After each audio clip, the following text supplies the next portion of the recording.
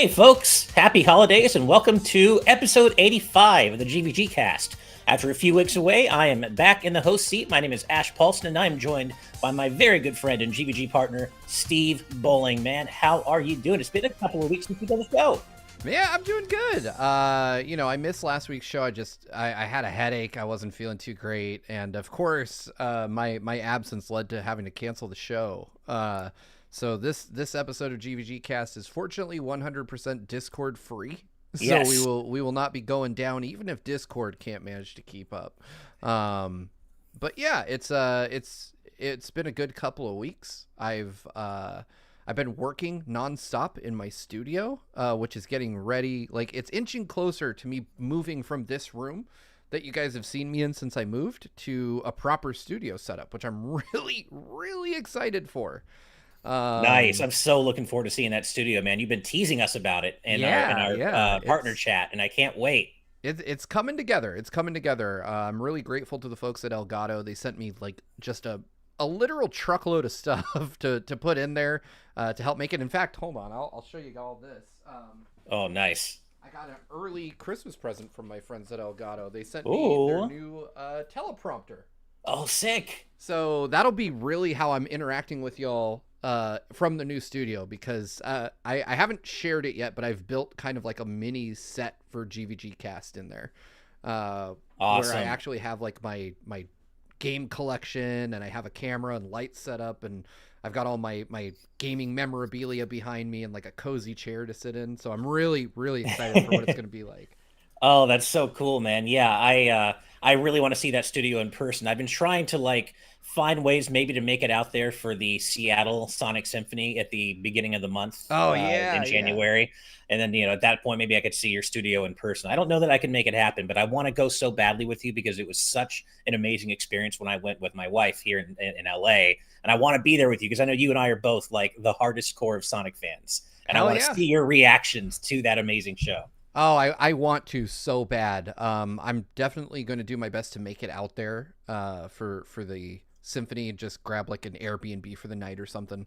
But yeah, if you're in town, I'll bring you back to the studio and show you what we got, because it's definitely shaping up. I've got a big sofa, so a lot of us can play games in there. I'm going to have like a setup with a couple of chairs and like mics at every station so that we can do podcast content in there. It's really exciting. It's not like a Kind of Funny or an Easy Allies, but it's what I have, and I'm very proud of it. Hell yeah. Well, I hope you can make it because it is amazing. I'll certainly let you know if I can somehow make it out there. I am already traveling next month for MagFest, so don't know if I can swing both trips just monetarily, but we'll see if I can make something happen. We'll have PAX for sure. And that's true. So my hope is still that after PAX we can all converge on my place and do some wrap-up videos and some podcast episodes, and then just generally like hang out. That would be awesome. Well, as for where the rest of us are, Daniel and Brandon are both wrapped up with some family stuff. One or both of them may be jumping into the show a little later while we're live. We'll see. No promises, but we'll see. Derek is with some family for the holidays, but he'll be back next week. And John, of course, he better be asleep. It's like 1 a.m. for him. So we hope he's asleep.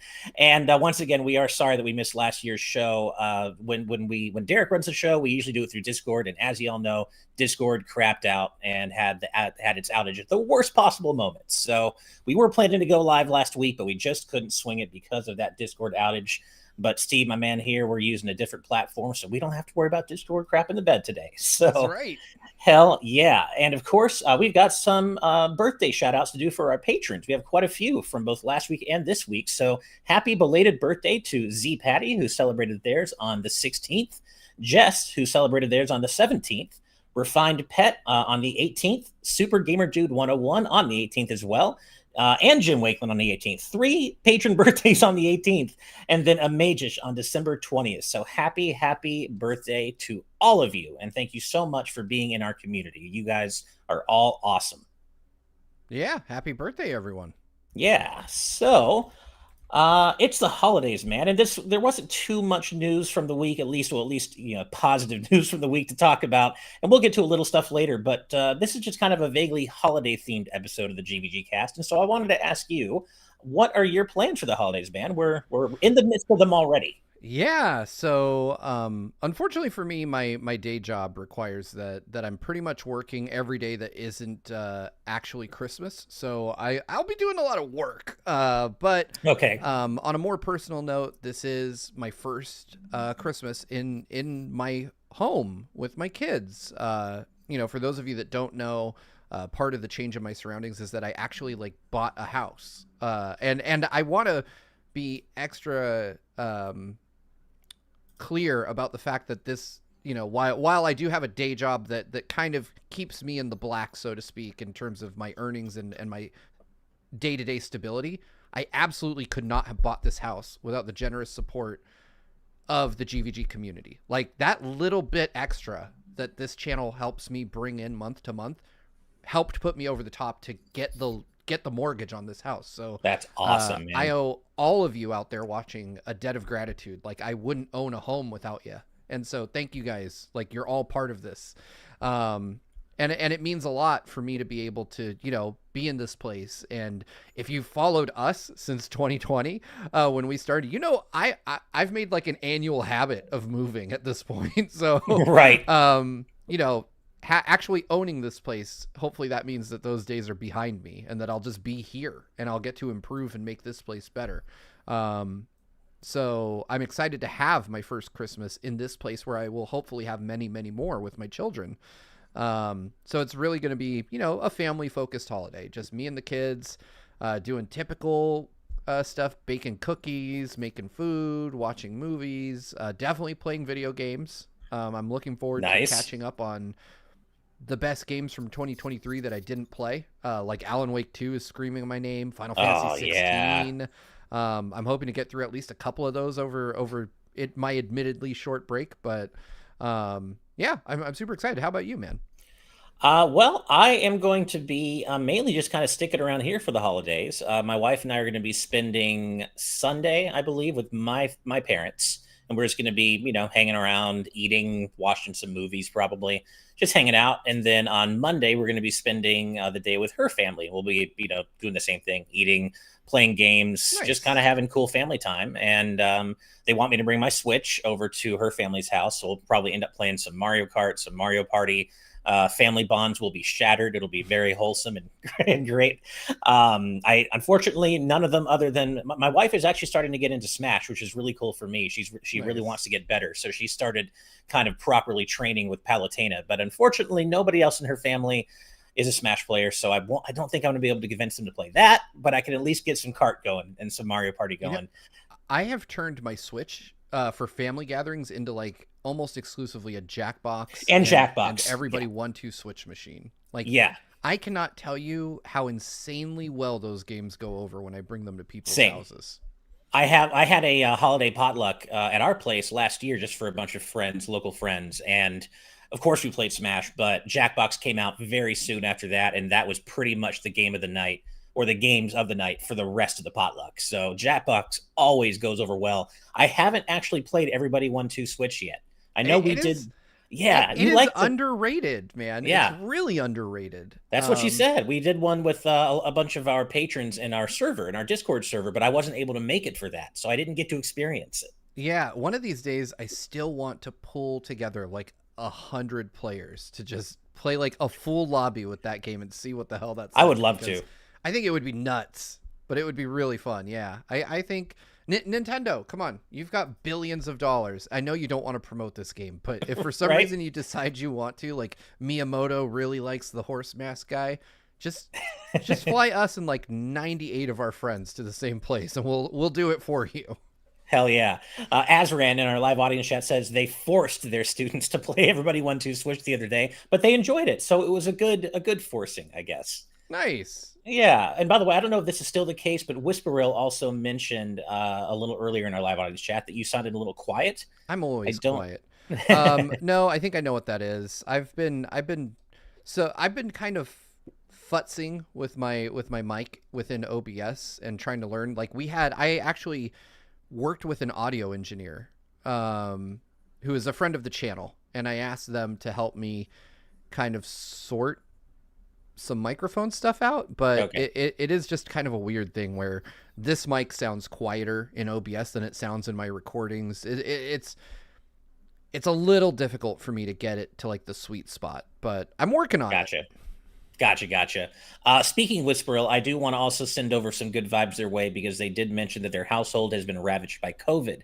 Oh Everyone's no. okay, but all plans are basically out the window. So, yeah, just some good vibes would be greatly appreciated. Well, have all the good vibes that we can possibly give you because that sucks. I mean, getting COVID always Yeah. sucks, but especially during the holidays, that's such a bummer. So, I got it once from a close friend and it sucked. I was very yeah, mad. But yeah, hopefully you start to feel better. Holidays is a bad time to get that. yeah, and also on a another note, BC King Games in our YouTube chat said that their dog passed away on Wednesday.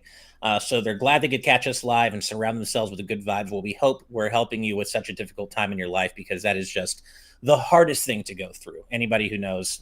So we love you and hope you're keeping well out there and hang in there, BC King. Yeah. Let's see. We've got some, excuse me, we got some super chats rolling in here. Our good friend RecBCQ is joining us live for the first time in a while. And they're glad to be able to. Happy holidays to all of you. Well, thank you, Rec. Happy holidays to you as well. And thank you for the Yeah, $5. likewise. Is it Yeah. Rye Royal now?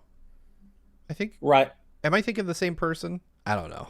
I think they're separate. I could be wrong. I think they're separate people, but I could be wrong. I always know if it's the hat icon. I can't see chat right now. For some reason, Okay. my OBS decided that chat was not important for me to see. But We've got two super chats for a combined $22 from Disney Duncan. Thank you thank so you. much for your generosity, Duncan. And they are asking, is Deadpool 3 our most anticipated movie of next year? They've been on several sites and all their number ones are Deadpool 3.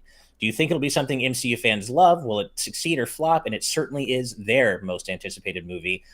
It's not quite. It would be, but there's another three that I'm looking forward to that's coming out next year. Steve, I think you know what I'm talking about. It is, of course, Sonic the Hedgehog 3. Yep. And that's coming out like next year today or something. It's like really close to coming. It's like December 20 something. It's very close With how good to, Sonic 2 was, yeah, yeah. I'm there with you.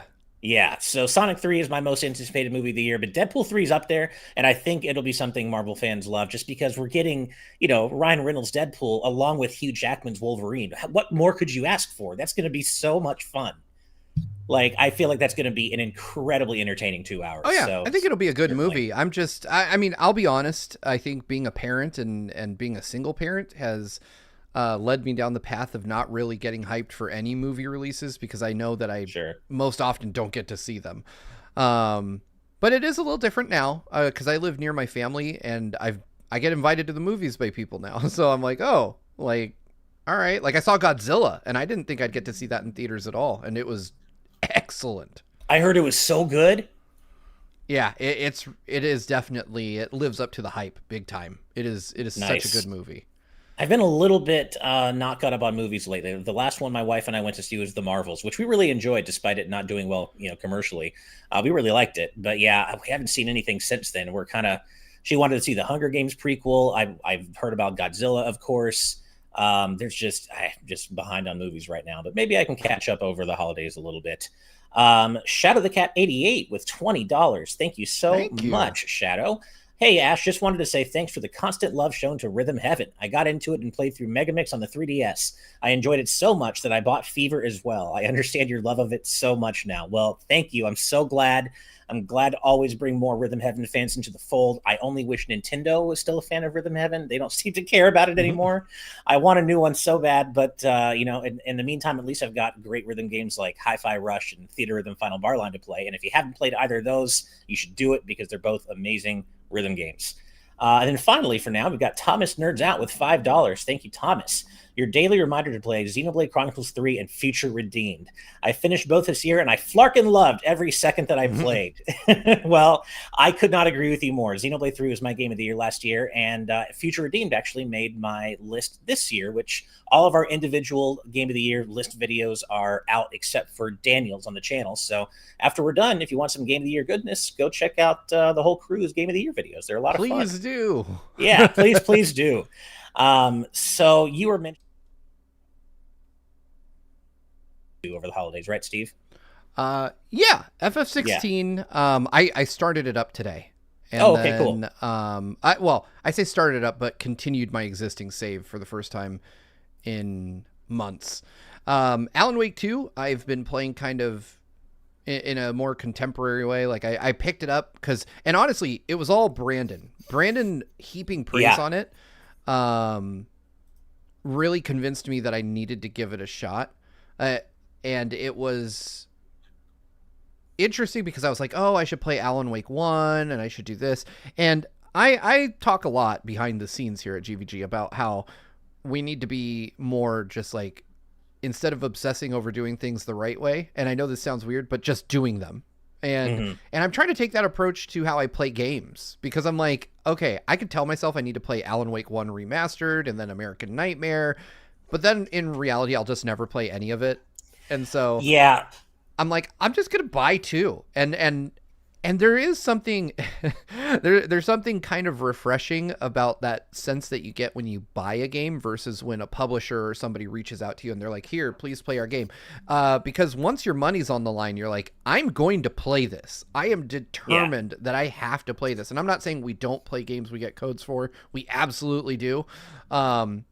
But I think there is a difference between when, and it's true of all things. Like when somebody gives you something and it doesn't cost you personally anything versus when you shell out the money and you're like, okay, now I need to get my personal money's worth out of this. yeah. So I'm kind of like, I need to play Alan Wake 2 because I put $80 into that game and I demand satisfaction. So that one right now seems to be holding my attention more. And it's really hard for me to tell whether it's because it's the better game or because Square, or because I got my copy of 16 for free from Square a while back. But yeah, I'm very interested in how these work out. Of course, I'm also just in this period of it's really weird when a big game you want is on the horizon, just out of reach. And of course, I think I Oh, speak for yeah. both of us when that's Rebirth.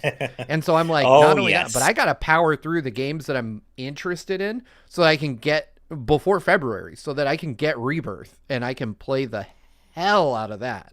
Yeah, I would ideally like to. I picked up FF16 over Black Friday for half off. I got it essentially for like $30, which is great, or $35, which is great. And so I'm gonna really try to play that and Spider-Man 2. Those are my two biggest.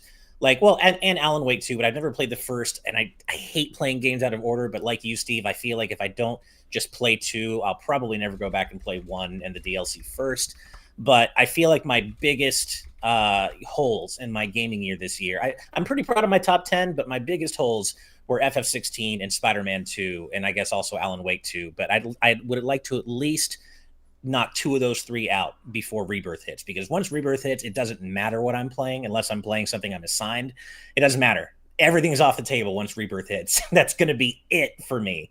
And so I would really like to be able to have 16 and Spider-Man 2 in my cap. And I don't know about 16. I've heard, kind of things both ways in terms of how maybe where I'll ultimately land on it. But I'm almost certain that had I had time to play Spider-Man 2, that it would have landed somewhere in my top 10 list. I don't know where, but I'm pretty sure it would have landed somewhere.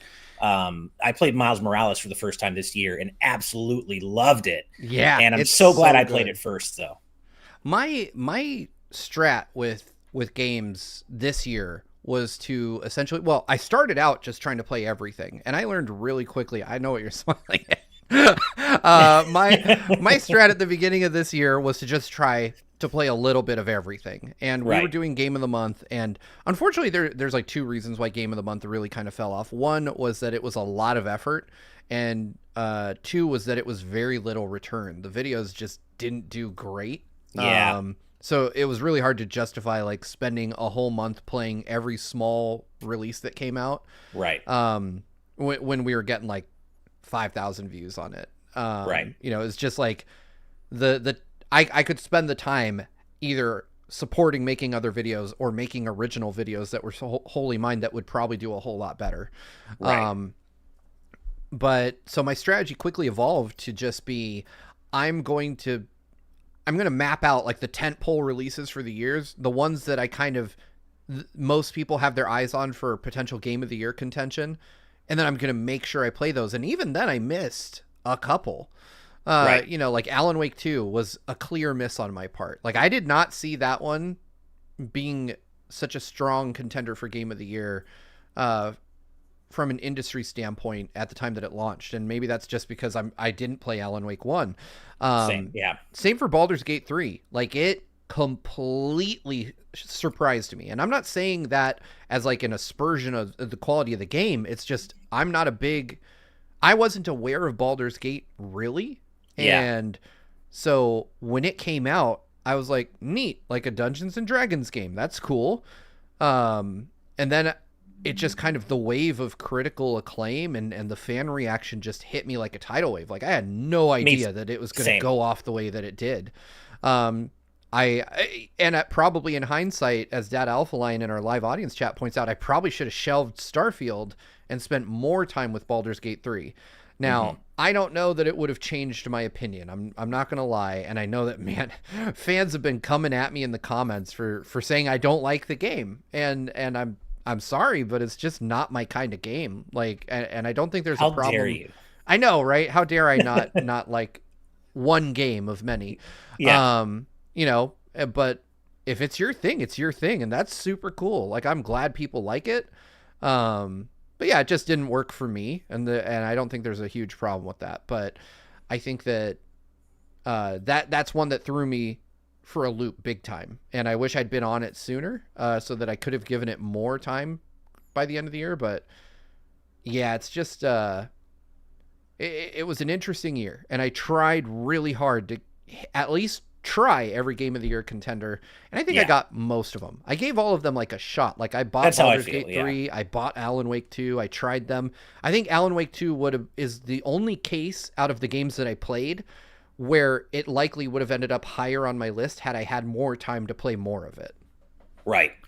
Yeah, and same with you. Baldur's Gate 3 is a weird one. One of my best friends, whom you know, Steve Jansen, who he was talking to me about his game of the year and some of our game of the year stuff, and he's a big WRPG D&D guy. He loves that dark fantasy setting so much, and so he was like, "How dare you, Baldur's? You didn't play?" And I'm just like, "Dude, I'm not. I don't doubt that it's as amazing as everyone says. I just kind of." It wasn't on my radar before 3 came out because I'm just not a D&D guy. That's just not my thing. And I'm glad that it's so awesome. And I love the underdog story it represents for the studio. I think that's so cool. Yeah. But like, I'm not trying to snub it or anything. It's just not my thing. And I don't want to be fake. I don't want to force myself and be fake about it and be like, yeah, this game, I love it when I don't, it's just not my thing as much. I may end up feeling the same way a little bit about FF16. We'll see. But yeah, it kind of blindsided me as well, but I also don't feel the need to really go out of my way for that one specifically because I just know that's not just my thing, and sometimes you just know. Yeah, I mean, I like to step out of my comfort zone and try, but this was one case where I looked at the game, I was like, probably not for me. But given the fact that we are like an outlet and we're giving out awards, I wanted to try it for the sake of somebody on the channel having tried it. And I kind of knew going in that it probably wasn't going to be for me. But I was like, you know what? Given all the hype around it and the vast amount of fans, like if you look at our Game of the Year videos, everyone's like, why don't they mention Baldur's Gate 3? Like every single one of them, right? And fortunately there are some folks out there who have watched our Game of the Year videos and have heard John mention that he doesn't buy digital and he's waiting for physical, and me mentioned that I did play it and it just didn't make the cut for me. So we have people out there kind of correcting the record. But when I saw that huge fan reaction, I was like, okay, somebody from the channel needs to have tried it. Like, because I don't think we can, in good faith, like let it go by and just be like, yeah, none of us played it. So, I mean, whether you like my opinion or not, and I get the strong impression that you don't, at least I gave it a shot. At least somebody here at GVG gave it a shot. And I think that's the best you guys can really hope for, because we're going to try the game. I don't want to say this is the best game of the year unequivocally, and no, I didn't play that other one that most people think is the best one. So yeah, and I will eventually try it. Like even if I would have wanted to, there's no way I could have fit that in this year as well, in addition to missing Spider-Man 2. Like that was such a big priority for me, and I still missed it because there's only so much free gaming time in the year. But it is something that I would like to at least try it, so I know kind of what it's all about. I just know that from everything I've seen, I'm like, I don't get it, but I'm sure that if I sit down and play it, maybe something will spark. Who knows? Maybe not though. Like what you said, it didn't really do much for you. So, but you're right. I should try it. It's just a matter of having the time to try everything I want to. Yeah, exactly. Yeah, but I am definitely going to be getting into some FF16 over the holidays, and I did actually ask for Spider-Man 2. And if I don't get it, of course I'll just pick it up down the road as soon as I can play it. But if I end up getting Spider-Man 2 over the holidays, I'm going to jump into that as soon as I can because man, I want to play it so badly. I feel like I've been missing out so much, and I can't wait. Speaking of missing out, I finally did correct an issue that I had for a little while earlier this year because, as you know, I played a ton of Tears of the Kingdom, a ton of it. I loved it. Obviously, go check out my Game of the Year video to see where it ranked. But I spent a ton of time in that game. But then, right as I was about to finish it, other stuff came out like Sea of Stars. So I took a break and then I just kept getting, then Mario Wonder happened and then Mario RPG. So it took me a long time, but I did finally get back and finish Tears of the Kingdom. And man, as you were telling me months ago, like, oh my God, yeah, I'm not going to spoil anything, of course, but man, that is one of the best finales and endings and set pieces Yep. Zelda has ever had. Oh, so good. Yeah. Absolutely worth it. And I'll just spoil that my video's been out for several days now, so that's fine. But Tears of the Kingdom ended up winning for me, and I got a lot of questions about that. Why? Because this year I've been on the Spider-Man 2 hype train for most of it. Tears of the Kingdom came and went, and I played it and I loved it.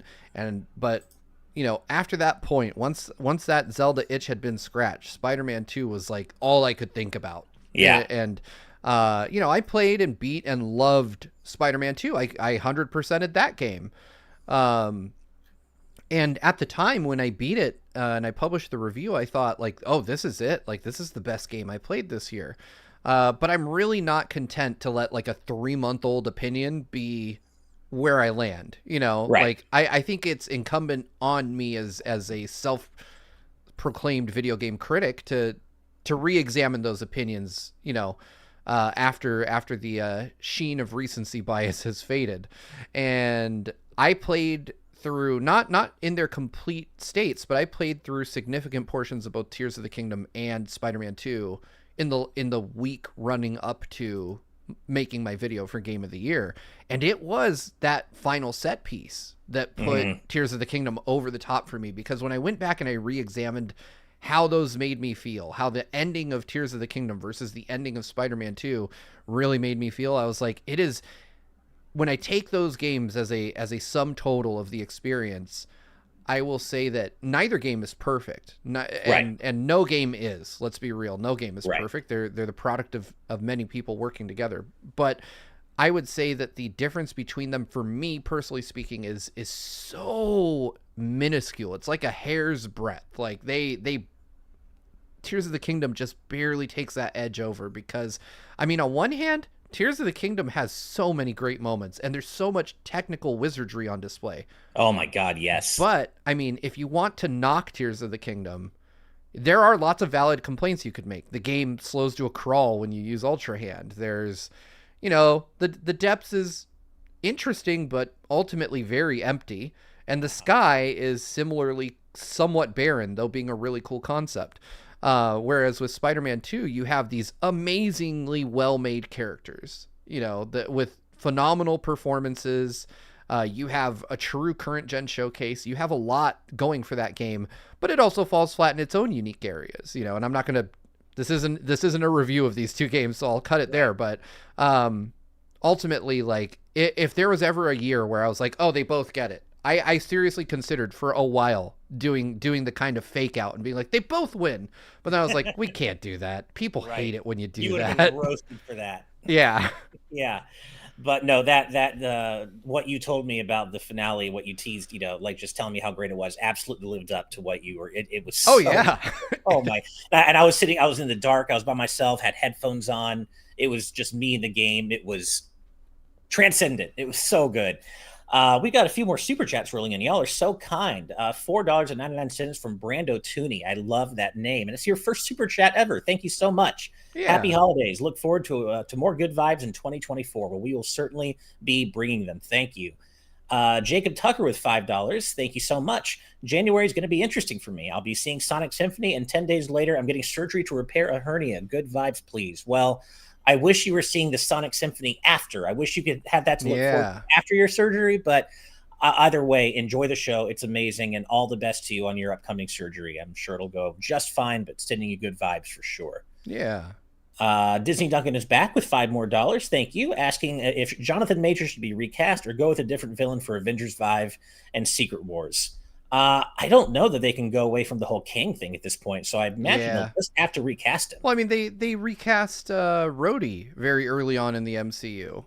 You Right. know, when Cuba Gooding Jr. just wanted too much money, according to Marvel. I don't know what too much money is in Hollywood, but Right. according to that was the dispute. They just got Don Cheadle, and he's been War Machine ever since. So yeah, Right. it's been done in the MCU. It can be done again. Exactly. Next up is Laxnor with $9.99. Thank you so much. Can't catch the show live because today's my birthday. Pokemon does a good job of saying happy birthday in game. What other games, if any, do this too that you guys like? Well, first of Oh all, happy birthday. yeah, I'm love really your name, thinking by the about way. the hardware, like the 3DS and Wii U, both celebrated your birthday in fun ways, especially Did the they Wii U. really? I don't remember. Yeah, the Wii U. When you boot it up on your birthday, the Wada Wada Plaza thing, all the Mii's there.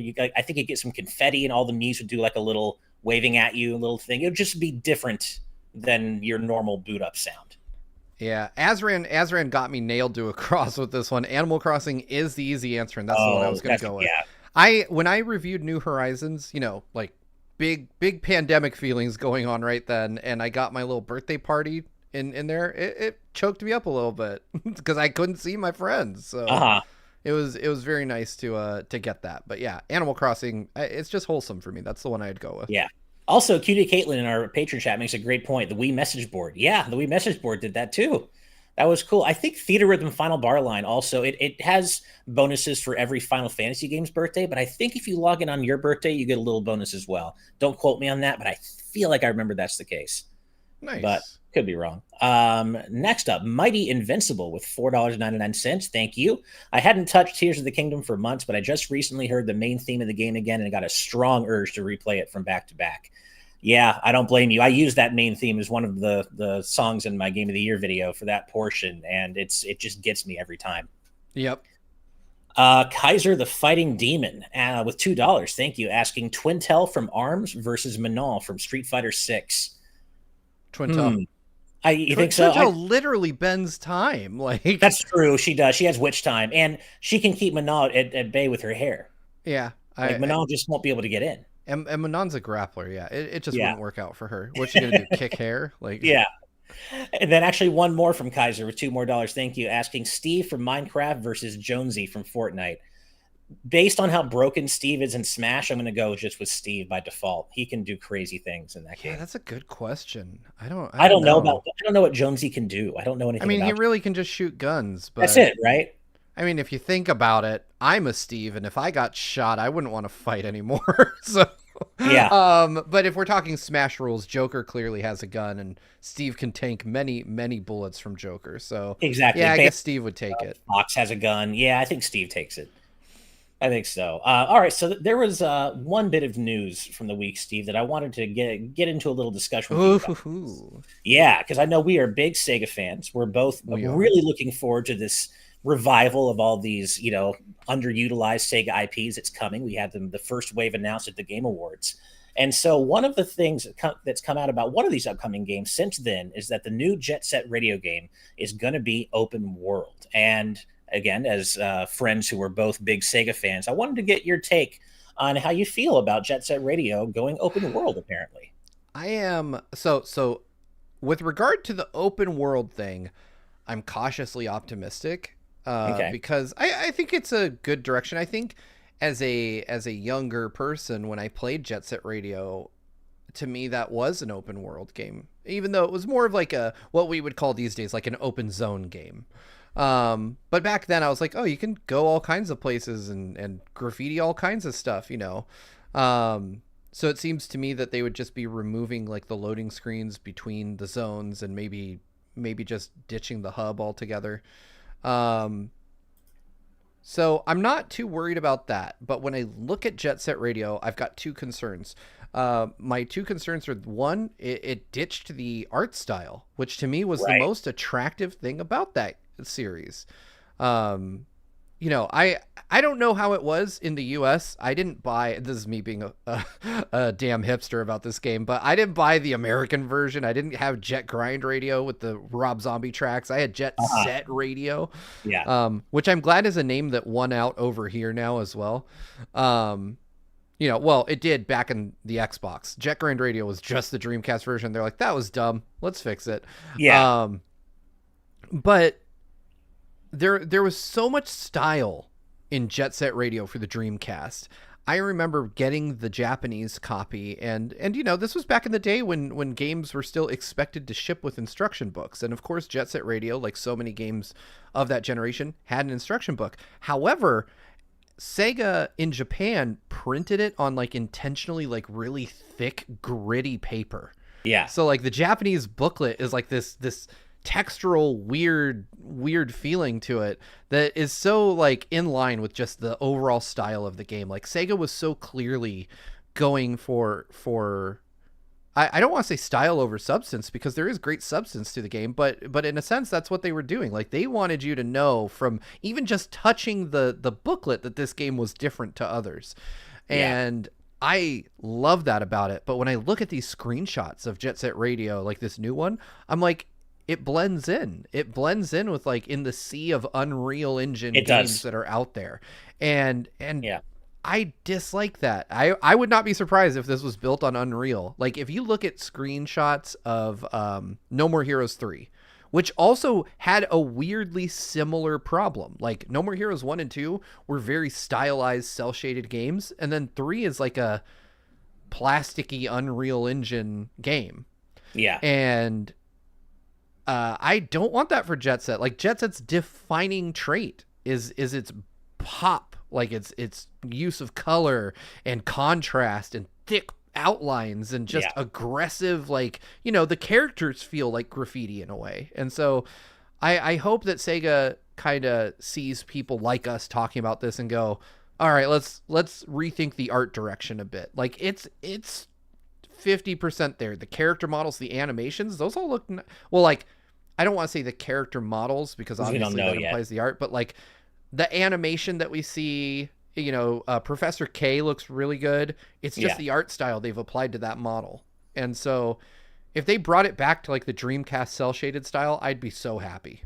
Same. I think, and I completely agree. It does kind of just look like everything else in the sea of Unreal games out there right now. And I think that if that is how it ends up looking upon its final release, I feel like people are going to look at a game like Hi-Fi Rush and be like, "No, that's what this game should have looked like," You see though, is I saw Cutie or Caitlin something say along that that in our lines. live audience, and I agree in one respect in that it captures the cel shaded essence, but the art style The art needs. itself is different. Yeah. Yeah, like Jet Set Yeah. Radio had a much more aggressive looking art style, whereas Hi-Fi Rush looks like a Saturday morning cartoon.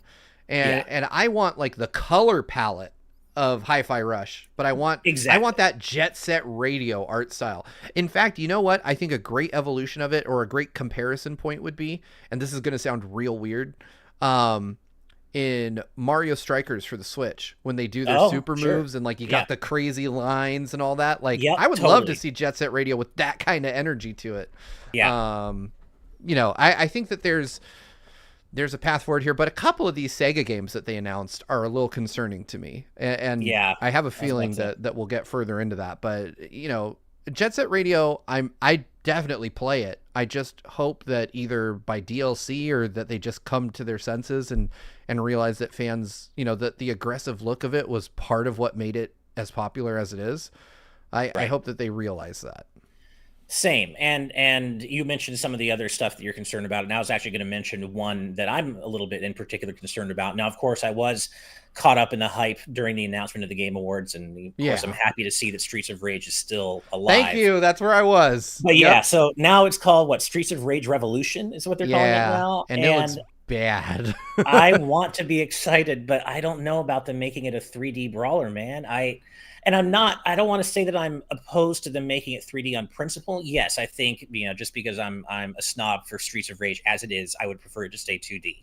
But I'm okay with IPs taking risks and doing something new, and maybe they could make something great out of it. My issue is that Streets of Rage 4 proved that it could not only stay 2D, but it could excel in a modern context in 2D. That is my favorite brawler of all time. I didn't Yep. expect it when it was first revealed, and then I played it, and I'm like, they've perfected Streets of Rage with this, and I don't know why you don't just go back to the same devs and have them do something else in that style. I'm just a little bit worried about it. Well, I've got something for you on that. Oh, well, that's true. Yeah, that's because now we know they're working on something else. But Yeah, why not so both?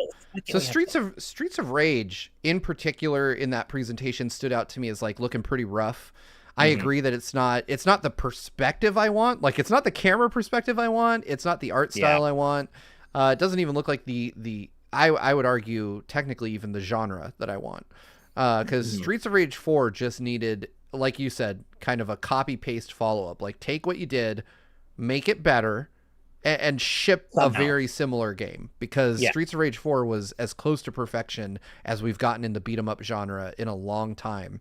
Yeah. And it even stands out in a sea of really great beat 'em ups that have released in the last couple years. Like, Turtles was fantastic. Yeah. I love it, but I still like Streets more. Me too. Because Me too. Streets plays to the strengths of the genre in a modern context rather than leaning on nostalgia. Yeah. And while those are both valid approaches, I just like the modern one more because it makes me feel like we're advancing the genre as opposed to playing to what made it popular back when it was the genre du jour in the 90s, right? Right. But obviously we know that Lizard Cube can't be doing that because they are very obviously doing the new Shinobi game, Right. which does look amazing. It does. It does look like it's the standout of everything we've seen so far of these new Sega revivals. Yeah. It is really really impressive, the art that we've seen. Obviously Sega is holding back a lot with this game.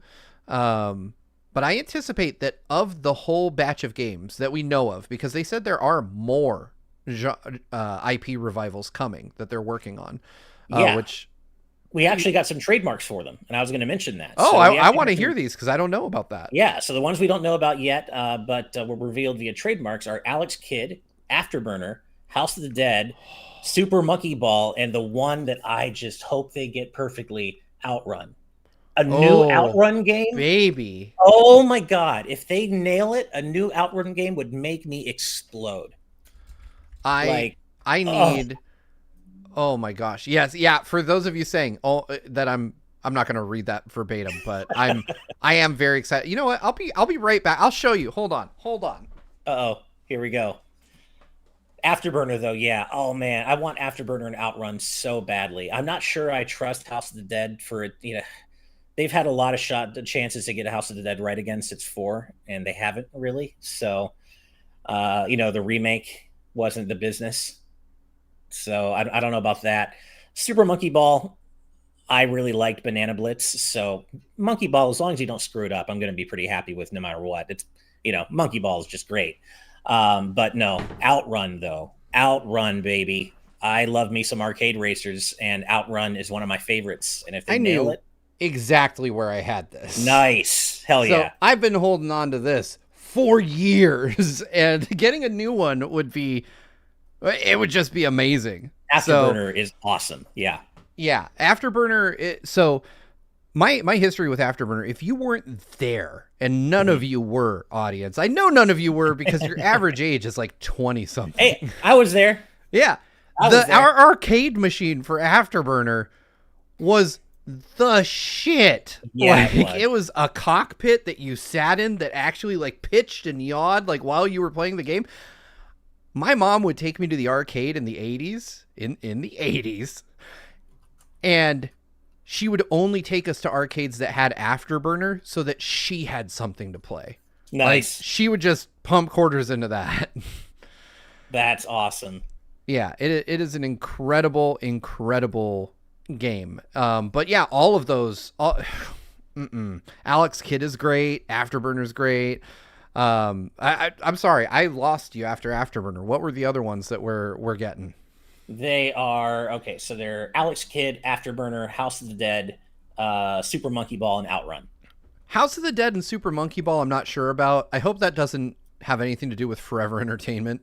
I know that's the Um, thing. Is like I was saying while you were gone that they've had some chances to get House of the Dead right again after four, and they have kind of failed every time they've done it. So, and it was really just the remake, I guess. Overkill was pretty good, actually. Overkill was wild, but yeah, yeah, that remake.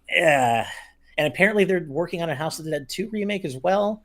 I don't know why. Like yeah, just re-release the first four games in a compilation. They're they're basically perfect great. as they Yeah, are. Yeah.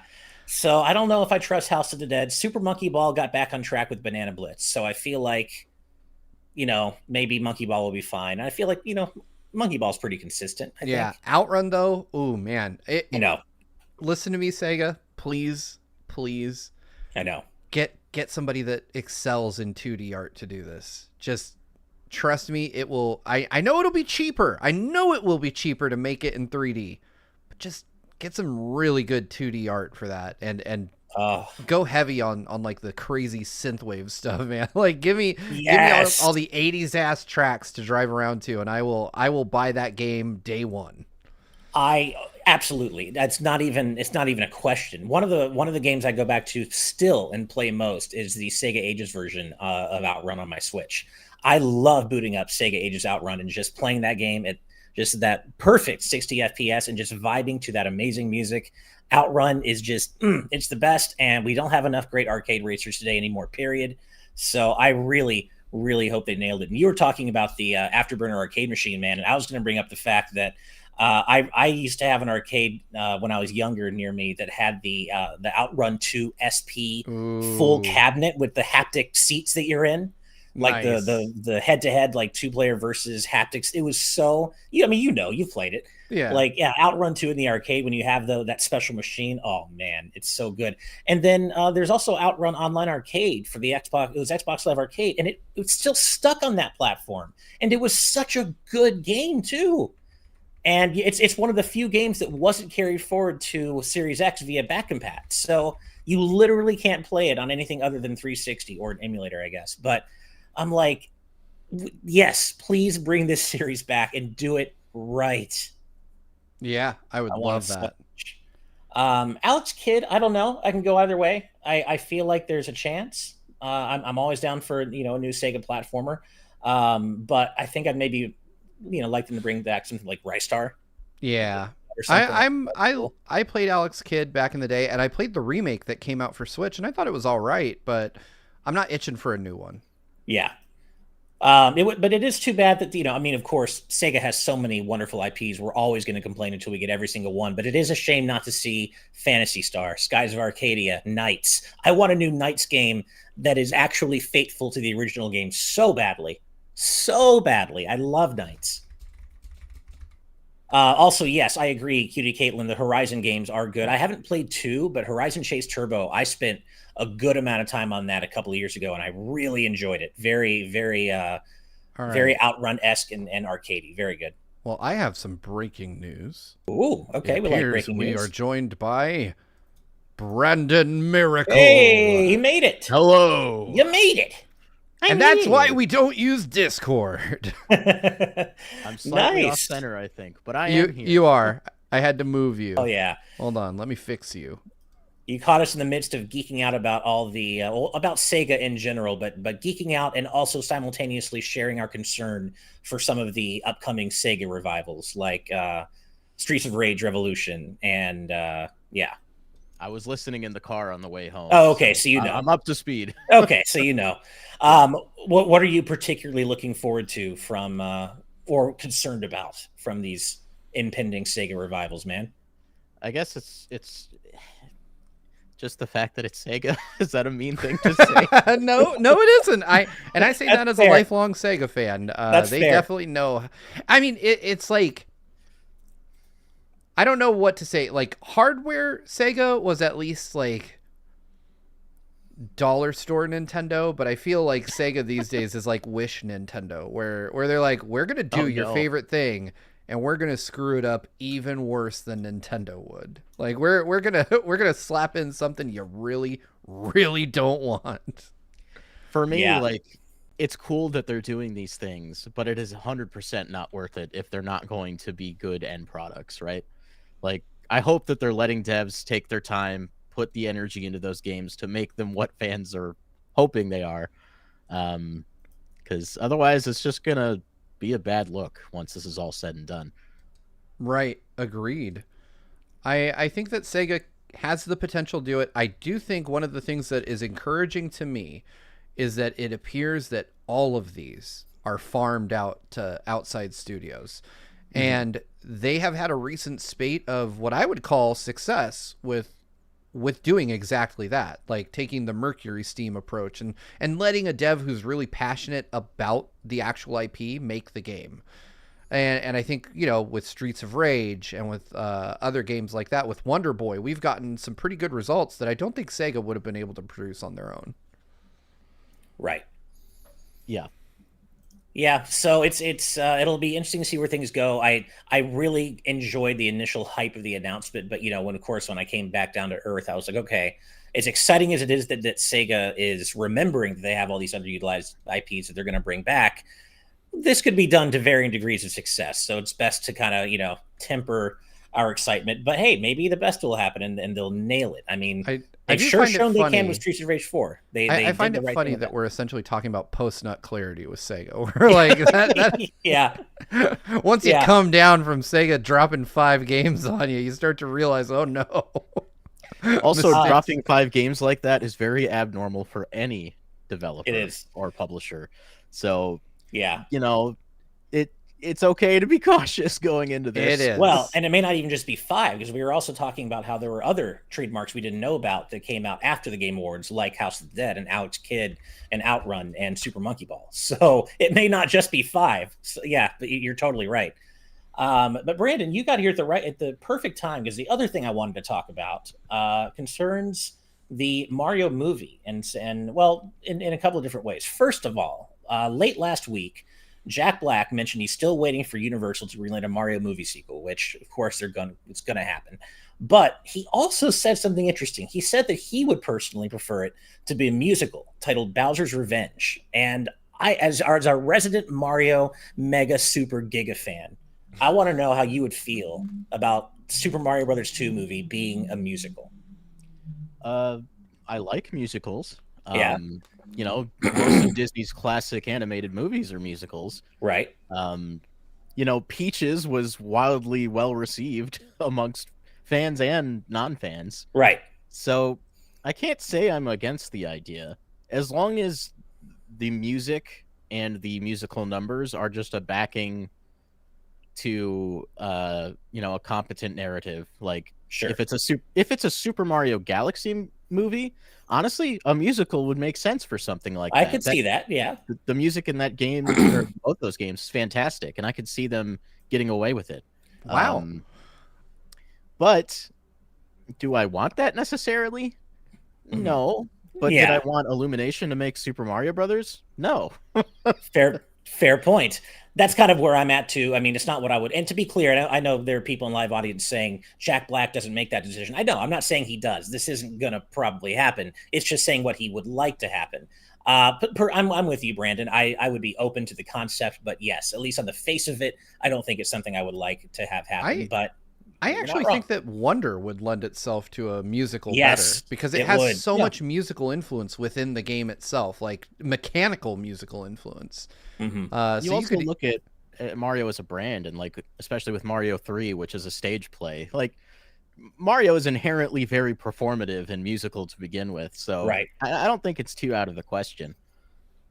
yeah, Yeah, or at least having or just, yeah, I don't know if they'd go full on musical with it, but I could definitely see it being a kind of a thing where they have at least multiple songs and maybe Mhm. not make it into a full musical. But yeah, no, it's true. You're very right though. Mario is very musical and performative at its base. That's a very good point. yeah. I also want Um, to point out though that as I think there's kind of a myth that just because you're a famous person that you would know what's going on at every studio everywhere. You know, like I don't Oh necessarily yeah. one.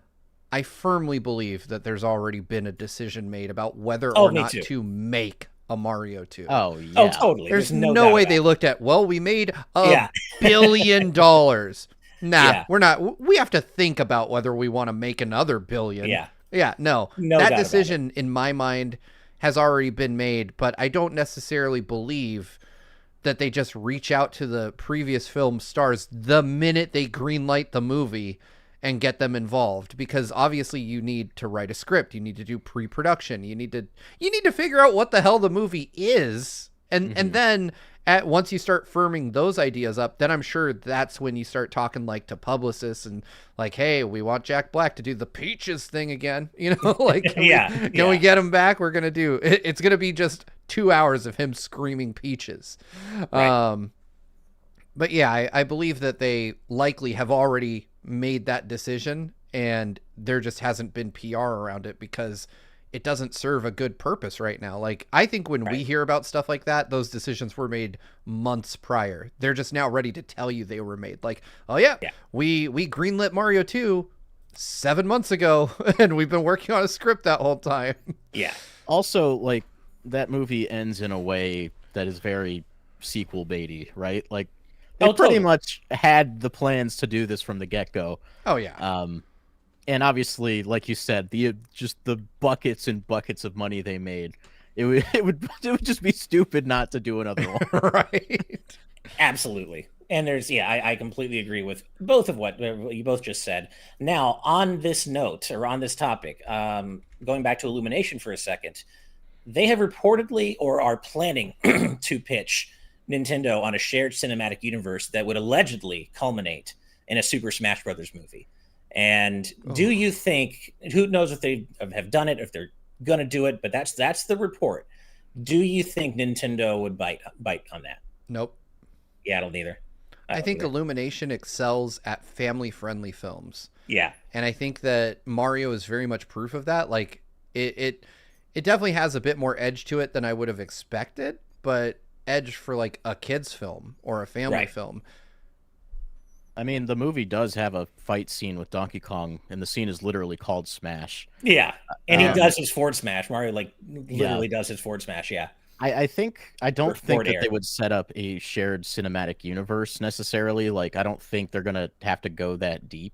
Hmm. I mean, we've already got Mario and Donkey Kong, and because of the space angle and certain elements of that movie, they could bring in Kirby, Star Fox. They don't really need to try. That Right. said, like Kid Icarus is a video game in the world of Mario. Uh-huh. Well, I guess Yeah. Little Mac was there too, actually. I think if they did a Smash movie, there would be no setup. They would just make a Smash movie. Like, Yeah. I think that would be more likely. Because I agree. the thing where it falls apart for me, like Brandon said, is the shared cinematic universe bit, because there are characters that I think Illumination can do that could work, and most of them are the cuter characters, or at least the not so serious ones. But when I start thinking of like Star Fox, Legend of Zelda, Metroid, I'm like, Metroid, yeah. I can't imagine Illumination doing those in a way that makes them feel appropriate. Yeah. And we I already agree. know Illumination's not doing Zelda, so Right. It would have to be a separate Mhm. Illumination like animated Zelda, which I also can't see. it would be weird for them to pitch two Zeldas at the same time. Yep. Yeah, When exactly. Zelda has never been a film before. Like, Yeah. if anything, I would see Zelda getting an animated series before that. I mean, Right. another one, not counting the one we have already. Right, Oh, right. well, excuse me, princess. Oh man, yeah. Well, going back to the musical thing, Donkey Kong Country has proven it can work as a musical, depending on how you feel about that ridiculous, ridiculous show. I still can't Uh, believe that's the direction they went with that. That's still you incredible know, to me. for the longest time, I thought I fever dreamed that entire show because I Oh watched yeah, it as a I bet kid. you wish you had. Uh, and I was like at that stage in my life where I couldn't remember if Donkey Kong was a video game first or a cartoon first. Like, Yeah, oh yeah, yeah, it was weird. So I convinced myself it never happened until I saw some clips of the show many, many, many, many years later on YouTube and said, yep. "Oh, It was a real it's thing. real." Yep, somehow. I don't. I would love to have been in the board meeting where like that came together. Like Donkey Kong Country, we have a chance to make an animated show on Donkey Kong.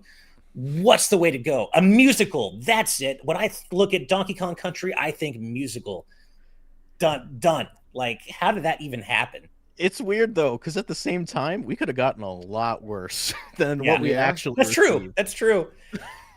Jacomon in our live audience chat agreed with you guys saying they could see Illumination doing Kirby, Yoshi, or even Pikmin, but not Zelda, and especially not Xenoblade. Illumination Xenoblade is something I never wanted to even think about for a moment.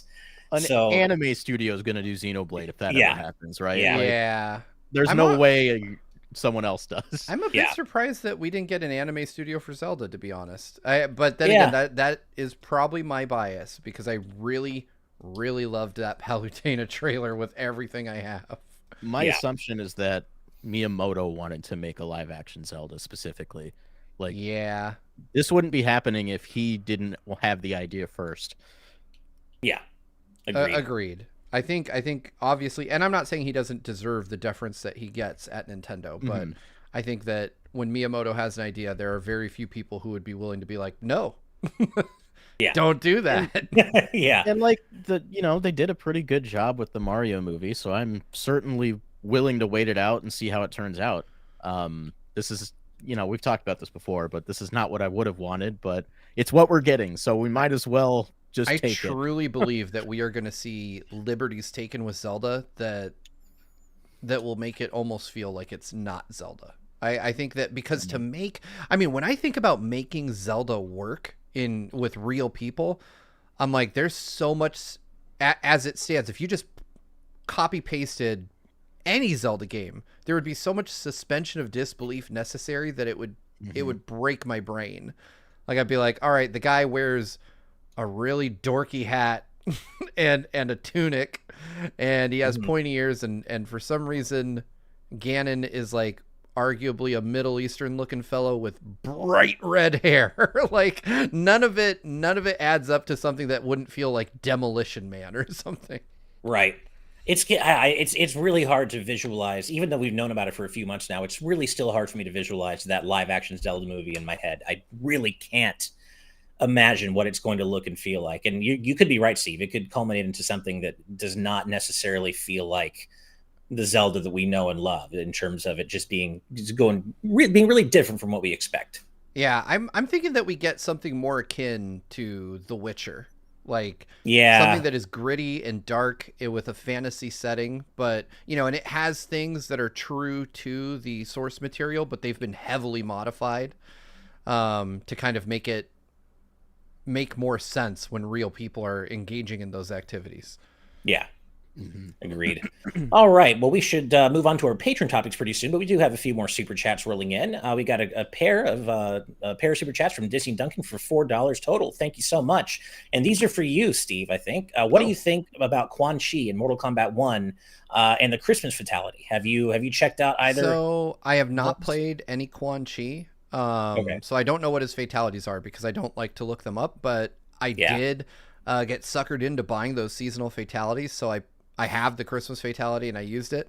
I will say that now that the bundle is complete, I would say Thanksgiving is number one, Yeah. Halloween is number two, and unfortunately Christmas is number three, because Thanksgiving has like an extreme disgust factor to it. There's like a lot of It barf. really does. Yeah. Yeah. Halloween just makes me laugh because the idea of punting someone's head in a box on someone's door, or in a pumpkin, I'm sorry, on Yeah. someone's door, just I cackle every time I see it. And then the Christmas one is comparatively kind of weak. Like I won't go super into the weeds on the description, but it's like you pin someone into the ground with a candy cane, and then Krampus comes along on his sleigh and like beheads them with the blade of the sleigh, and what their head like pops up off their body, and he like scoops it into a box and like lids it as a present.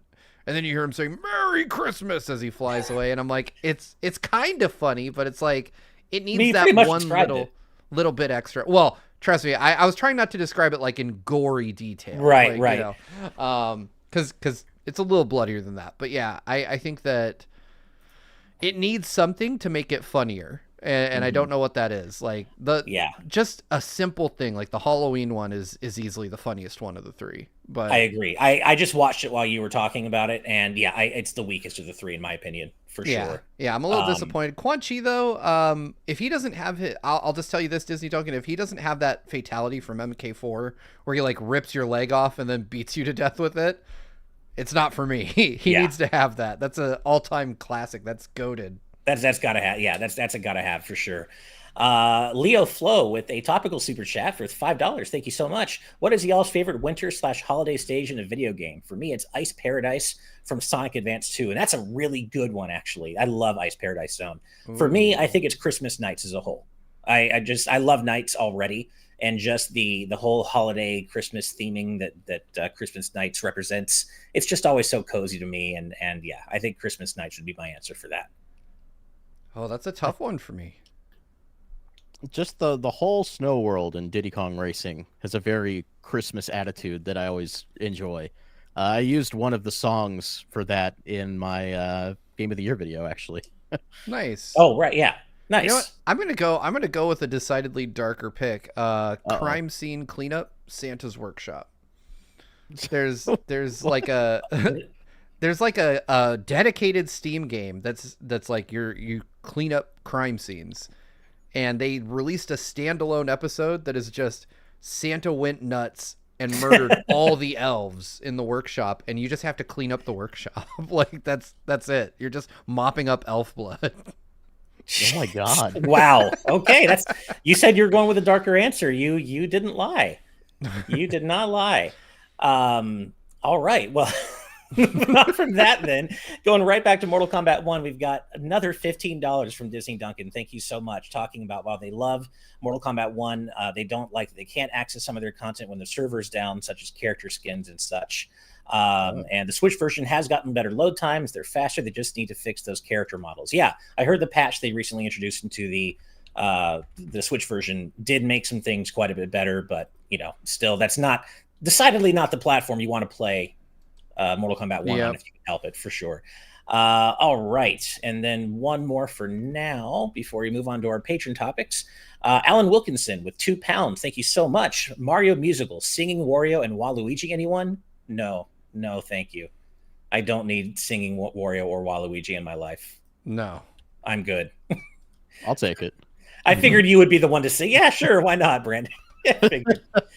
All right. Well, thank you all so much for your incredible generosity. I will read out the rest of the super chats at the end of the show. But for now, it is time for our patron topics. And just as a reminder, if you support us on Patreon or YouTube members at the producer tier or above, you can suggest topics just like the ones we are about to discuss right now. And Steve, why don't you go ahead and get us started this week, my man? Yeah. Mine comes from Zombie Joe.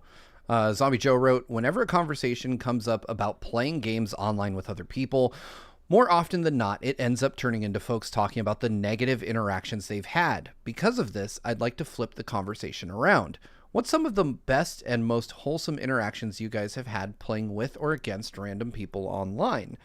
And so, for those of you that know me, I am a huge Phantasy Star Online fan. I've been playing it since Yeah. 2001. um, so I have made many lifelong friends through that game. Like, and I didn't know them from anywhere before firing up my Dreamcast and hopping online and playing with them.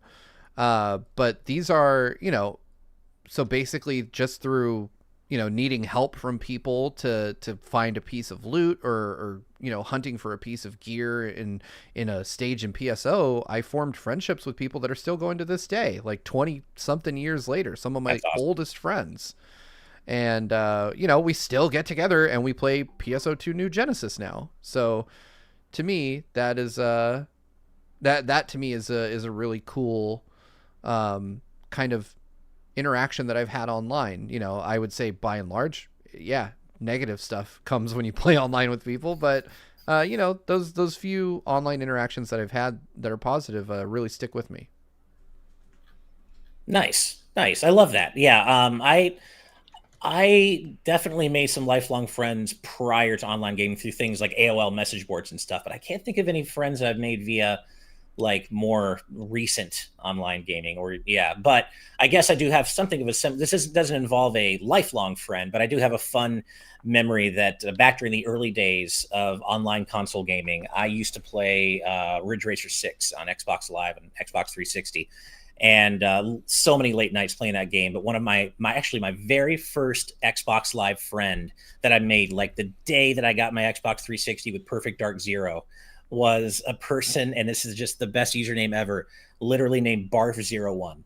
I'll never forget it. The very first friend I made, Barf01. But man, that dude was cool. We played Ridge Racer 6 almost nightly together for months and months and months. And I don't know, have any idea where he is now. But I always have very fond memories of just that being my first experience. Barf01. We just talked about games, got really competitive in Ridge Racer 6, and just made so as you said, Zombie Joe, like so many online interactions are negative, and I don't play a lot of games online these days anyway, and usually when I do, it's something like Smash or Mario Kart. I do play Fall Guys, but that's with friends in a certain party, not like with random people. And Rocket League, but same thing. So I do look back on that fondly as just being like, yeah, this dude Barf01, first friend I ever made on Xbox Live, and we just had so many late nights together playing Ridge Racer 6. It was super cool. Oh, That name, right? Oh, go ahead, Brandon. That's just lovely. I love that. That name is perfect. You can't make that up. It's so good. I do have to say, like, I'm not gonna say the names of these folks, but there was one point at which my best friend and I were playing Destiny, and we decided to do PvP, and we got completely rocked by a team. And you know, sometimes when you're playing a competitive game like a shooter or something, and you wonder if those people are like really IRL friends or they're coordinating with each other, we had no doubt, because all three of these guys, their PSN IDs were like disgusting slang terms for the female anatomy. And I was like, oh, these guys know each other. Like, there was no doubt. And like, I didn't even think about it. Nick was like, yeah, these guys know each other. You should check their names. And I pulled up their name, and I probably lost a good 5 minutes. I was just wheezing. Like, I was like, these guys are terrible and disgusting, but I respect the level of friendship it must take for three people to go in that hard on a bit. Yeah. For me, about you, Brandon? I mean, not to sound like a broken record, but I'm about to talk about Monster Hunter. Who's surprised? What a shocker. One of my best friends, we went to college together for I went to one school for a year and a half before changing schools. And we were like acquainted at this point, but we didn't really hang out or anything. A couple years later, Monster Hunter World came out, and he ended up picking up the game. World had a kind of guild system where everybody could sync up to a guild, and when you went online, it automatically put you in a lobby of people in that guild, which saved a lot of time. So we just played a lot of Monster Hunter World online together, and ended up fostering our friendship a lot. We played through World together. We played through the entirety of Rise. We've gone back and played Tri together, Monster Hunter 1. It's like I don't want to call it the cornerstone of our friendship, but it feels like our friendship wouldn't exist if Monster Hunter hadn't been there to make it happen, you know? That's cool. And yeah, I really, really treasure his friendship and all the time we've spent playing games together. Outside of Monster Hunter, some of you know that I played Dragon Quest X online for the first time last year, because the English translation efforts of fans have made that possible. And one day when I was logged in, I had a noob Japanese player, start the game, and I was just a little bit ahead that I kind of knew what the first steps of the game were. And we couldn't communicate because of the language barrier, so they just followed me around, and I took them to all the places they needed to go. And we just had nonverbal communication, lots of emoting at one another to, say thanks and, hype moments and everything like that. And, then eventually they logged off, did their best to say thank you despite the language barrier. And it was honestly just one of the most pleasant online experiences I've ever had. Oh, that's so cool. I love that.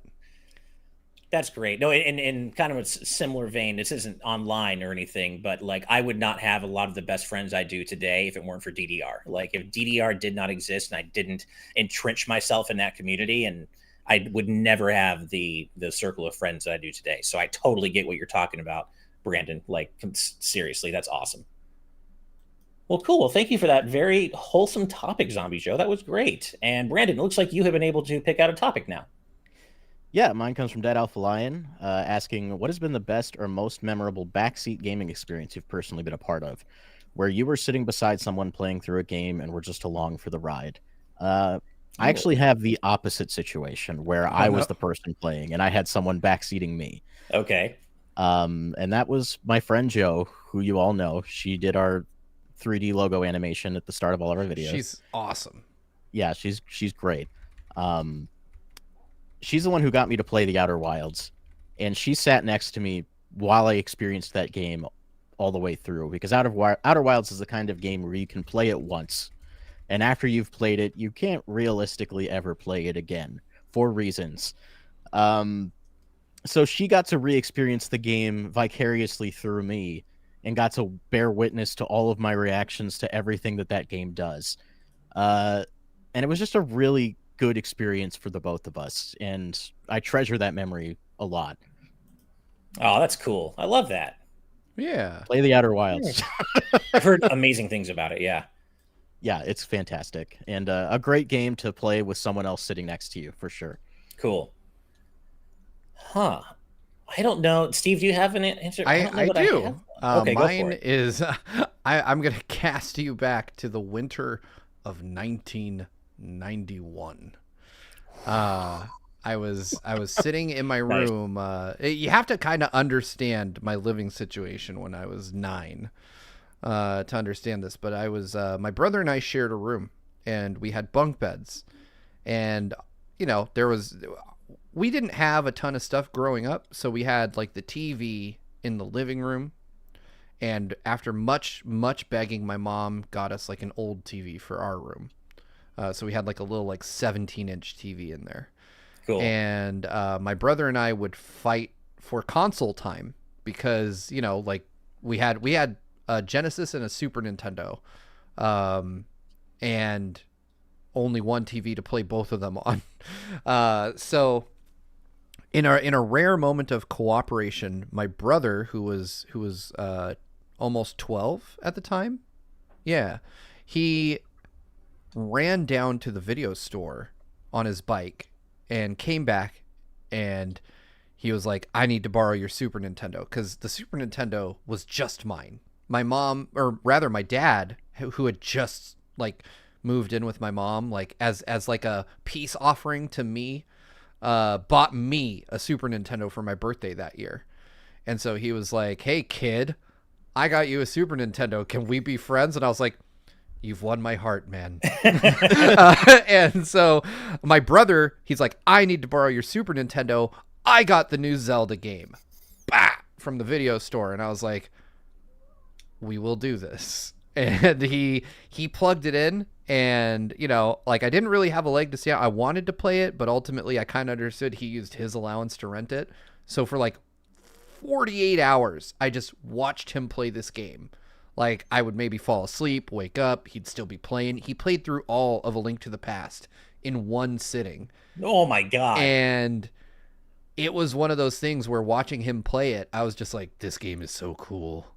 I want to play this game. And it was gone before I could play it, because he had it for like the one day rental, and he just was determined to beat it in that time, and he did. And he shipped it back, and it just kind of started my love of Zelda. Like, we had Zelda 2 on the NES, Awesome. but like, this was the game where I was like, okay, whatever the next Zelda is, I'm getting that. And of course Nintendo's like, you're gonna be waiting a while. But well, when it did come out, it kind of was a big part of the reason I was so obsessed with Ocarina of Time. I just loved watching my brother play Link to the Past, and like, just watching him get the Master Sword and telling him like, go over there, slash that bush, try that, like, Nice. and he'd be like, shut up, but then he'd go do it. And we would, I just had That's one of my core memories as a kid, is just watching his insane one session that, and through the game, and just being like, damn, I want to play the next game. If Mike likes it that much, I know I'm gonna love Zelda just as much. And yeah, he was right. he, That's awesome. that was definitely like the best time I ever had watching somebody play. Oh, that's really cool. That's I awesome. I still remember my best friend at the time when we were playing A Link to the Past when it was still new. He got really upset at me because he thought that I like had screwed up his game somehow or soft locked his game when Link turns into a bunny going to the Dark World for the first time, and he thought there was no way back out. So he actually started a new game. He Oh blamed no. me. He blamed me, thinking I ruined the game or messed up his game, and I'm like, what? No. But anyway, that's not my story.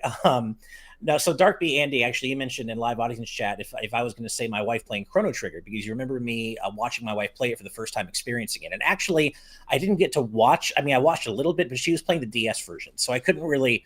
I definitely, we talked about it, and I got to experience it vicariously through her, and it was really exciting for me to have her play my favorite game of all time and us talk about it. But I didn't get to really watch because that would have been kind of annoying, just kind of peering into her DS's screen the whole time. But it is what I am going to say is related to my wife, and that is when I played Final Fantasy VI with her, and I say played with, but I still kind of backseated because what a lot of people don't realize is that the original Super Nintendo version of FF6 had a two-player mode where you could actually go into the settings menu and assign different party members to the player one or Oh, player two controller oh in wow. battle. Yeah, a lot of people didn't realize that, and they took that out of the subsequent versions, like the Steam versions, the Pixel remasters. I kind of wish they brought it back, but anyway. So we if you know the story of how we met, basically the night we met, one of the things I found out about her was that she loved video games, and her favorite game of all time, she was like, it's kind of dumb. It's probably something you never heard of. And I'm like, try me. And she said, well, it's this like kind of little known Super Nintendo RPG called Earthbound. And I'm like, oh my God, I need to get your number. Oh, what? Earthbound. And so thankfully it all worked out, but she had not gotten to play FF6. And so I was like, okay, that's such a great entry point into the series. If you love Earthbound, you love Chrono Trigger, let's play FF6 together. And so basically what I did was I played with her by controlling two party members, but she controlled everything else outside of battle. Like she was doing all the exploration, figuring everything out on her own. And it was just, FF6 was my very first JRPG. So to kind of get to be there with her and experience everything kind of for the first time through her eyes and still kind of get to play it with her too is easily the most memorable backseat gaming experience I've ever had. And yeah, you're right, Caitlin. FF9 had co-op too. A lot of people don't realize that it did.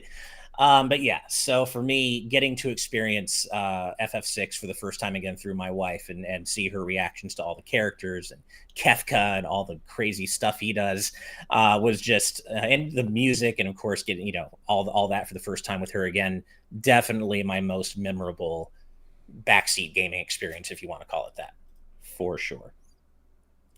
Well, another wholesome topic. Thank you for that. That was Yeah. Alpha Lion. Yeah. Thank you so much.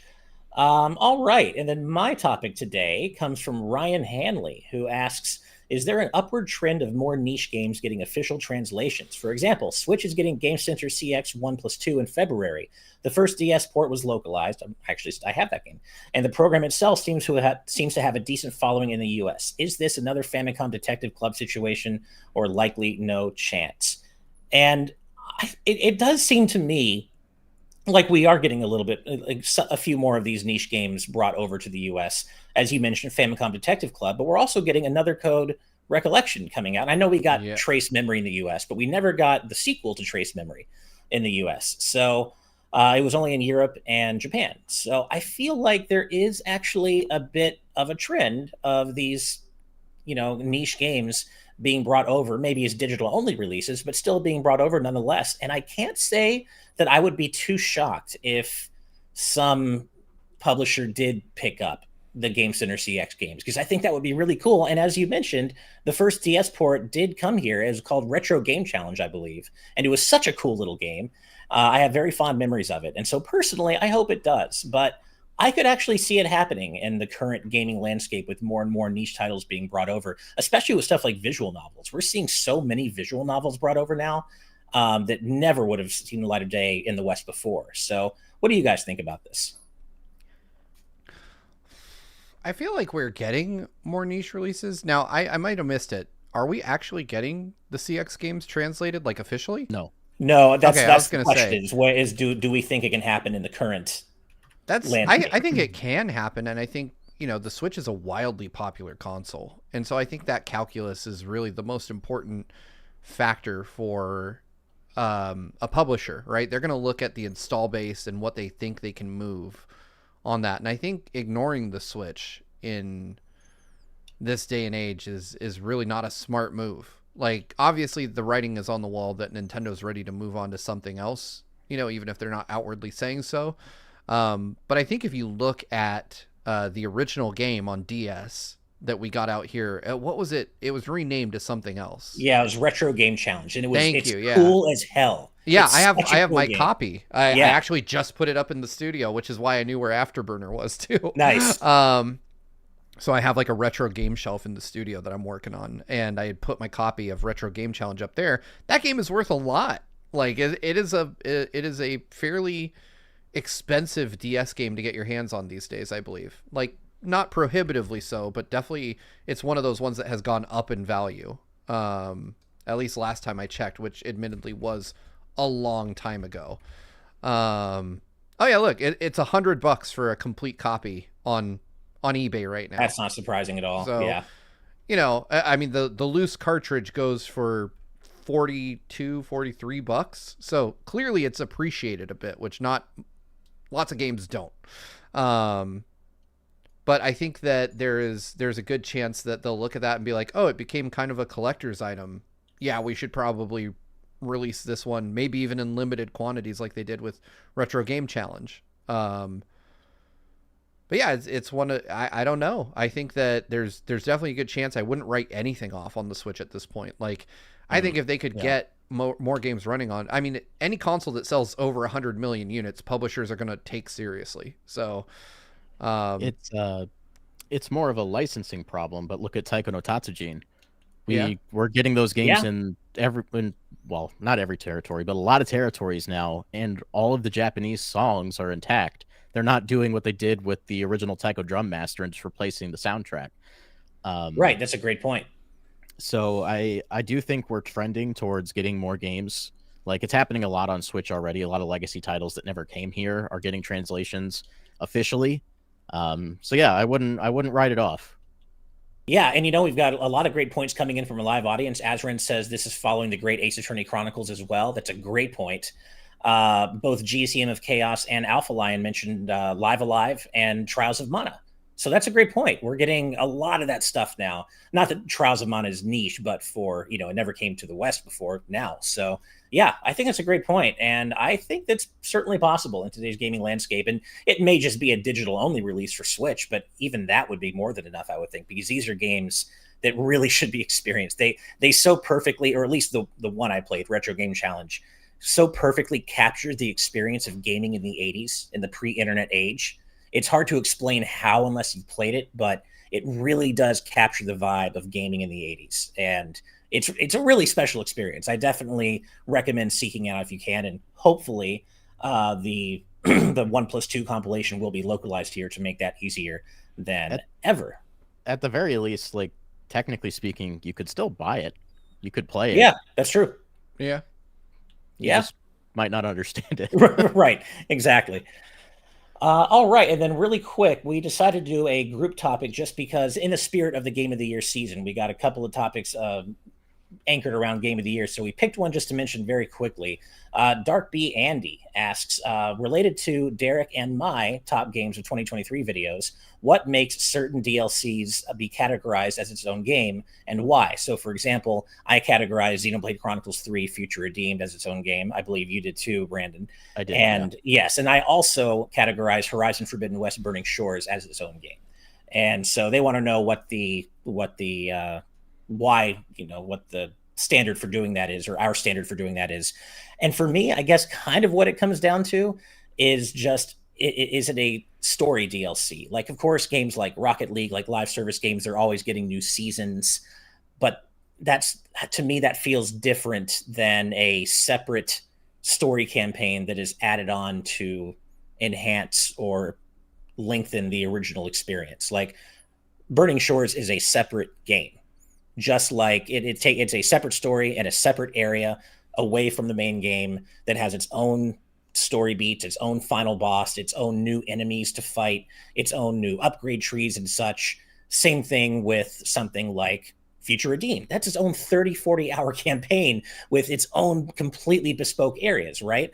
So that's kind of it's a little bit fuzzy, I guess, but that's kind of how I feel like if it's meaty story DLC, then it kind of does count as its own thing. But what's your rationale for this, guys? For Sorry, I had to me, stand up to get an example. Go ahead, Steve. No oh, worries. for me, I think I might be kind of biting on what Brandon's going to say here, but if you one major criteria is if you package that DLC and sell it as a standalone. Oh, sure. You Like know, torn. I think at one point Miles Morales was considered to be DLC. I think we've all long since agreed that that's a full game. But Yeah. like Undead Nightmare was at one point packaged and sold Oh separately. yeah. The Torna, that was packaged Yeah. and sold separately. Stuff like that is a real easy argument. Like if you can find the DLC as a standalone on shelves, it's definitely worth considering as a separate entity. But I also think I agree with you, Ash, in that story elements, to it. Like if it adds a story, like I included best narrative for Valhalla this year, which is clearly a DLC and a free one at that, and it will Right. not be sold as a standalone at any point, I'm sure. But it adds to the narrative of the game, which to me, I would say, when something adds to the lore of a game, that's an easy one for me to say, well, we should consider this because it now taking that alongside the game to which it was added, it makes for a different end result, right? Like now, Right. if you play God of War Ragnarok, the ending is no longer the ending. You have to play to Valhalla to get the true ending. Right. For me, I come from kind of an interesting perspective because in the past, Monster Hunter, what it would release as a DLC expansion used to be released as a second individual game. So like these two games are the same game, but this entry has twice the content of this one. Like so when they release an expansion like Iceborne or Sunbreak, it is essentially for all intents and purposes a new game. But now they're just sold as DLC packages that add on to the originals.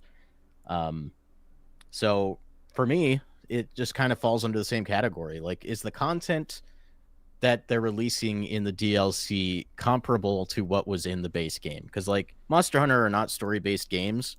Like, there's monsters and gear and new maps, and that's what this added to this Sure. game. So as long as they're extending what made that original game what it is, I think Mhm. I would count that. Fair. All fair points all around. It's a little bit, fuzzy, I guess, but I think all the rationales we've kind of talked about all certainly work. Were you going to say something, Steve? No. Oh, sorry. Okay. I thought I heard I cut you off there. But yeah. And then there were some other great points brought up in our live audience chat, like Kingdom Hearts 3 Remind and The Last of Us Left Behind. And yeah, so it's an interesting topic for sure, but it's something I just kind of had to feel. And I was like, no, Burning Shores felt like a separate game from Forbidden West that really fixed a lot of the issues I had with Forbidden West's ending initially. And I'm like, if it can turn me around on something like that from the original game, I think that qualifies as its own experience, being as influential as it was for me. So yeah, just kind of something you have to feel out. But that does bring us to the end of our patron topics for the week. So thank you all so much. And as a reminder, if you support us on producer on Patreon or YouTube members at the producer tier or above, you can suggest topics for us to discuss each week, like the ones we just did. And now we've got a few more super chats to read out, and then we are going to head out into our patron exclusive post show. So first off, we have a super chat from Blaker36 for $2 with a cute little computer mouse icon, and that's it. But thank you very much, Blaker. $2 Canadian from Always Asians. Thank you so much. Saying, as a Canadian, I apologize for the DKC show. You know what? It's something I love to hate watch. It's so goofy and weird. I don't you don't even need to apologize for it. In some weird way, I'm glad it exists. So no worries. And we've got another combined $20 from Disney Duncan across 3 super chats. Thank you so much, saying they don't see a Nintendo Cinematic Universe happening, but they could see a Donkey Kong spinoff and a Luigi's Mansion film, which have been rumored to be in the works, which like the Shrek films have done with the Puss in Boots movies. So yeah, I think I agree with that. Yeah. Also, best video game villain of the year is Ganondorf. Best movie villain of the year, Bowser. Worst character of the year, Nitara from Mortal Kombat 1. I definitely agree about Nitara. That is definitely her voice is so bad. Oh God. And then finally, good night, GVG. Merry Christmas, or as they say in MLP, Happy Hearts Warming Eve. Well, thank you so much. Merry Christmas and happy holidays to you, Duncan, as well. And thank you so much for your continued generosity. It is wonderful having you in our community. And then finally, we have RecBCQ with $5. Thank you so much, saying feature redeemed had Dilf, Rex, and Shulk, so it's a 100 out of 10. LOL. Truths were spoken this day. I can't argue with that objective truth. So that does bring us to the end of the show. But before we do our usual executive producer patron readout, we have a little bit of an announcement, a special announcement. So as you know, the Game Orb has been sponsoring us at our highest Patreon tier for so long now, and they are not going to be staying at that tier going into the new year. So this will be one of their last sponsorship readouts. However, we have good news. They have actually met all the requirements they need to become a Twitch affiliate, and they've been striving to do that for a long time now, and they've made it. So in honor of this being one of their last sponsorship readouts, they would like everyone here, if they could, to go raid them on their Twitch channel right now at the end of the show and try to help boost their numbers up to make them reach affiliate. And if you could do that for us and for him, would really appreciate it, because as I always say, he has been supporting us so much from the very beginning on our highest Patreon tier. We appreciate it so much. So if you could go raid his channel right now, would super appreciate it. I am posting the link in YouTube chat right now. It is twitch.tv/Eddie_the Game Orb. So if you just go follow him on Twitch, rate his stream right now, we would super appreciate that. And Eddie, thank you so much for all of your amazing support over the years. Thankfully, you are remaining in the community and on our Patreon, which we really appreciate, but we totally understand you couldn't stay at this tier forever. So thank you so very much, everyone in our community. If you go show them your love, we would really appreciate it. And now, speaking of love, we have to give a special shout out to all of our patrons at the producer tier and above for helping to make everything we do here happen, because we could not keep lights on without you. So thank you so very much. And then also, as always, we have to give an extra special shout out to all of our patrons at the executive producer tier and above. And those fine, amazing, incredible folks include Brandon Bovia, Cutie Caitlin, Fangs, Z Patty, Sky Blue Flames, Eastman 23, Adam O'Sullivan, Richard Herrera, Logan Daniel, The D-Pad, Blake, Joy Content, Angel Martinez, Vedron, Joshua Hunter, Benny Yao, Azran127, Black King, Joseph Rutkin, Kiki Griffin, Lucky Wonderfish, Wataniac, Top Dog 23100, Young Ben Kenobi, Andrew Medeiros, Darchi, Becca, Michael McCaw, Matthew Wong, Goron Ambers CPHT, Too Much Spaghetti, Bane 400, Ascaron 809, Ryaner, Rain and Clouds, The Game Orb, Super Gamer Dude 101, Mercury, Ravelox, Rosa Pardo Bowling. Hi, Mom. Skull Kid Tiger, Darksteel 01, Jason Uloa, Jaden Buck, Cystic Warrior 29, DJ Jurassic, Derek, Colin, Blaystar 25, Mumbling Yeti, Cameron Sharp, Heel, Brendan Hesse, Hustlebun, Noah Fitterer, Calvin Atkinson, Brainchild, the entire state of Wisconsin, Jim Wakeland, Aramis Baramis, Kyle the Monarch, Dat Alpha Lion, Lord Metarex, Blaze Collard, Eric, Cat Evie Person 5, Peyton Thiel, Mega Beatman True Blue Reviews, Ryan Hanley, The Game Jamie, Alex, and last but certainly not least, Zombie Joe. Thank you so very much. Happy holidays to you and your families out there. We will see you next week for the next episode of GVGcast, and have a great weekend, everybody. Bye. Bye, everyone.